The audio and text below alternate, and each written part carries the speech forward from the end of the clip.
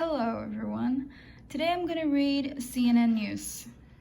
Today is August 12th, 2020.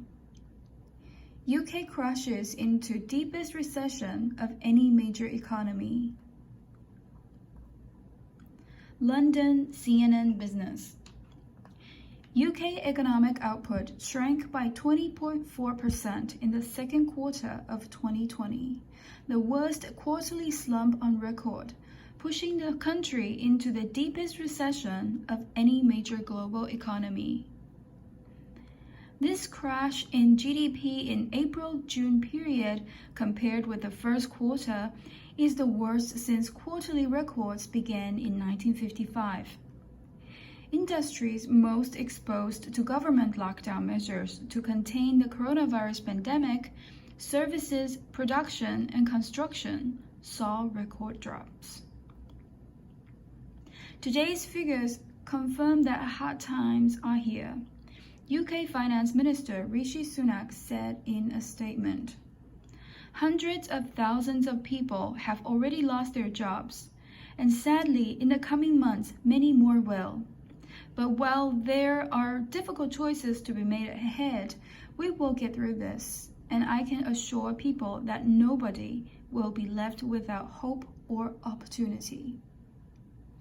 Compared with the end of 2019, UK economic output fell by a cumulative 22.1% in the first 6 months of 2020, a worse outcome than Germany, France, and Italy, and double the 10.6% fall recorded in the United States. The Office for National Statistics said,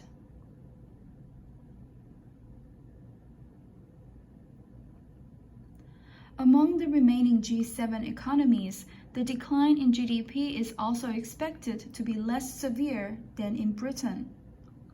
Canada's Statistics Agency said it expects second quarter GDP to shrink 12% on the previous quarter, while economists surveyed by Reuters predict a 7.6% quarter-on-quarter contraction in Japan.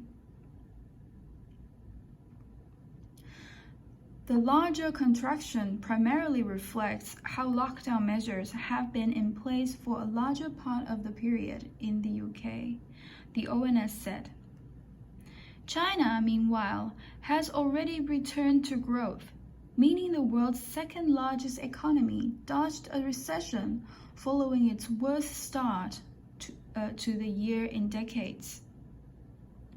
Britain imposed a strict lockdown 2 weeks later than Italy, 10 days after Spain and a week after France, despite swelling coronavirus cases.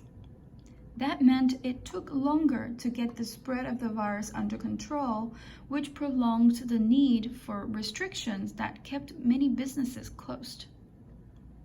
For example, Italy allowed restaurants, cafes and hairdressers to reopen in the middle of May, whereas the United Kingdom waited until July 4th to do the same.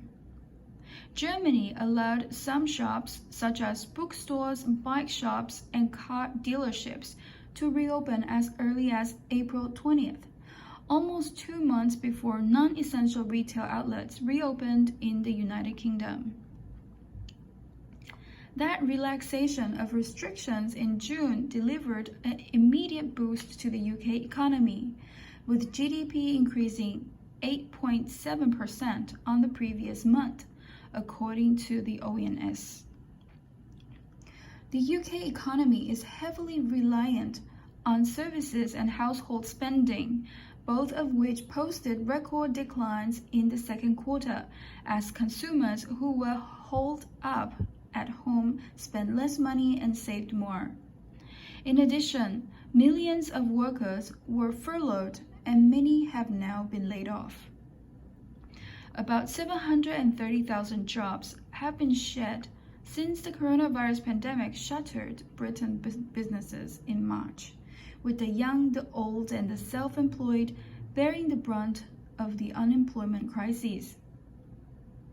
Kellen Pickering, a senior economist at Berenberg, said the UK GDP figures do not bode well for the rest of the year. Typically, recession data are subject to heavy revisions, he said in a research note. Nevertheless, taken at face value, the bigger than expected contraction suggests some downside risk to our call of a 9.5% contraction in full year 2020. The main business lobby, the Confederation of British Industry, said a sustained recovery is by no means assured, given the ongoing pandemic and the cash flow constraints hobbling many companies. Continued uncertainty over the nature of the future UK-EU relationship isn't helping. The dual threats of a second wave and slow progress over Brexit negotiations are also particularly concerning. Alpesh Palaya, lead economist at the CBI, said in a statement. The UK government has so far failed to replicate most of the trade deals between the EU and the third countries that will no longer benefit British exporters at the end of 2020. This is the end of the content. Thank you very much for your listening, and I hope to see you in my next video.